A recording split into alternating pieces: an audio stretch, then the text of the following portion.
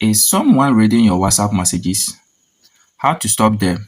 Stop WhatsApp spy and how to secure your account in 2 minutes. How to find out if someone is reading your WhatsApp message or hacking your WhatsApp account.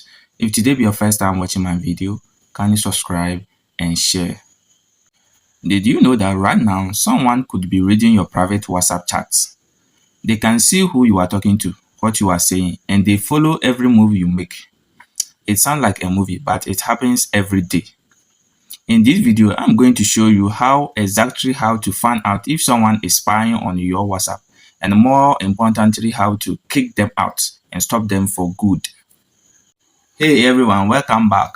400. Digital privacy is very important ever.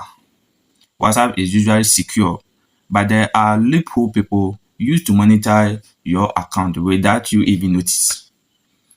Let's jump straight into your settings to see if you are safe or someone is hacking your WhatsApp account. So the most common way people spy is through WhatsApp WAP or link. So open your WhatsApp and go to settings. Open your WhatsApp, go to settings. Or you can go to link device. After you go to your link device, the red flag, if you see a device listed there that you don't recognize, like a name or Windows PC device you don't own, that means someone has scanned your QR code and is watching your chat in a real time. Type on the recognized device and hit on logout immediately. So what you need to do is, I hope you see my own NS Talent. NS Talent, what you need to, you click on it and then you click on the 3 dots line at your right hand and you remove the device. How we get to remove the device? After you remove the device, it will log out.